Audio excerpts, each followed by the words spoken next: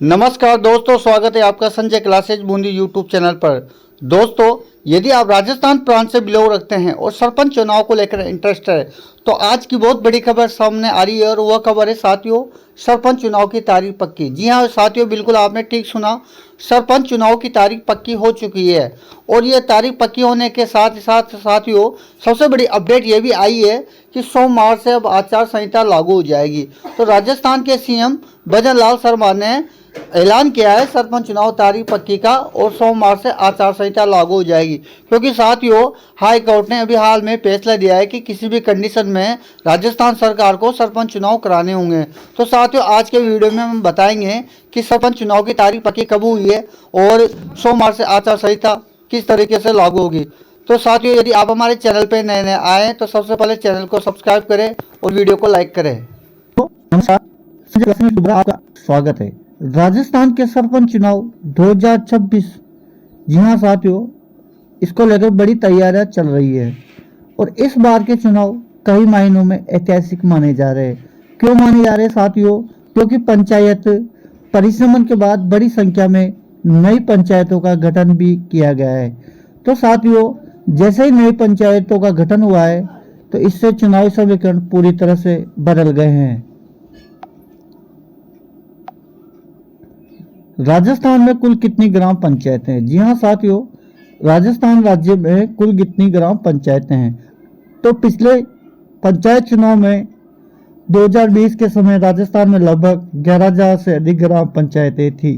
परिसीमन और पुनर्गठन के बाद और राज्य में लगभग 3400 से अधिक नई पंचायतों का गठन किया गया है। इसके बाद कुल ग्राम पंचायतों की संख्या लगभग 14,700 से अधिक हो गई है। तो साथियों, राजस्थान में जैसे ही कुल ग्राम पंचायतों की संख्या बढ़ी है तो वह संख्या 14,700 का आंकड़ा पार कर गई है। राजस्थान में 14,700 से नई पंचायतें बनी, तो राजस्थान में कितनी नई पंचायतें बनी है? तो साथियों, मैं आपको बताते चलते हैं कि भजन लाल सरकार द्वारा पंचायत पुनर्गठन के दौरान लगभग 3,416 से 3,443 नई ग्राम पंचायतों का गठन किया गया है। साथ ही ये जो नई पंचायतें बनी है, इनमें नई पंचायत समितियों और जिला परिषद क्षेत्रों का भी पुनर्गठन किया है। तो साथियों, हम आपको बताते चलते हैं कि 3,416 से 3,443 नई पंचायतों का गठन हुआ है और नई पंचायत समितियों और जिला परिषद क्षेत्रों का भी पुनर्गठन किया गया है। साथियों, जैसा कि इस साल नए सरपंच चुनाव की तारीख पक्की हो चुकी है, ऐलान हो चुका है, तो पिछला सरपंच चुनाव कब हुआ था ये भी हम देखते चलते हैं। तो राजस्थान में पिछला पंचायत चुनाव वर्ष 2020 में हुआ था और साथियों अभी 2026 चल रहे हैं। तो साथियों, 2026 चलने के साथ साथ देखा जाए तो लगभग 6 से 6.5 साल सभी सरपंचों का कार्यकाल हो चुका है। ऐसा में देखा जाए तो सरपंचों का कार्यकाल सिर्फ 5 वर्ष का होता है, लेकिन चुनाव नहीं होने की वजह से ये कार्यकाल इनका बढ़ा दिया गया और इनको प्रशासक की नियुक्ति दे दी गई। तो साथियों, भले ही प्रशासक बना दिए गए लेकिन कार्य पूरी तरह से ठप हो चुके हैं। क्योंकि साथियों, जैसा कि उस चुनाव में क्या हुआ था कि ग्राम पंचायत, सरपंच, पंचायत समिति और जिला परिषद चुनाव का चुनाव चरणबद्ध तरीके से कराया गया था और पंचायतों का हमने जैसा कि पहले बताया कार्यकाल लगभग 5 वर्ष का ही होता है। तो साथियों, नई पंचायतों को बनने से क्या बदलेगा? अब हम देखते हैं कि नई पंचायतों के बनने से क्या बदलेगा। तो साथियों, नई पंचायतों के गठन से नए सरपंच पद बढ़ेंगे। तो लगभग 3,443 नई पंचायतों का है तो सरपंच भी इतने ही बढ़ेंगे और नए वार्ड बनेंगे। मतदाताओं की संख्या में बदलाव होगा, जैसा कि पहले बहुत सी पंचायतें इधर उधर हो चुकी है। आरक्षण सूची बदल सकती है साथियों। कई गांव की पंचायत मुख्यालय बदल गए हैं और चुनावी मुकाबले पूरी तरह से नए स्वरूप में दिखाई देंगे। तो साथियों, किन जिलों में सबसे ज्यादा नई पंचायतें बनी हैं? तो साथियों, हम आपको बताते चलते हैं कि किन जिलों में सबसे ज्यादा पंचायतें बनी हैं। तो साथियों, सबसे पहले हम बात करते हैं बाड़मेर जिले में। तो यहाँ पर 270 नई ग्राम पंचायतें बनी हैं और कुल पंचायतों की संख्या 688 तक पहुँच गई है। साथियों, जोधपुर जिले की बात करें तो जोधपुर में 239 नई ग्राम पंचायतें बनी हैं, कुल पंचायतों की संख्या 527 हो गई है।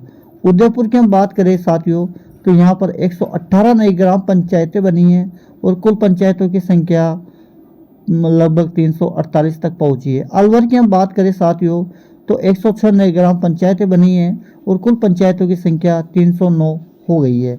दौसा जिले की बात करें साथियों तो यहाँ पर 91 नई ग्राम पंचायतें बनाई गई है।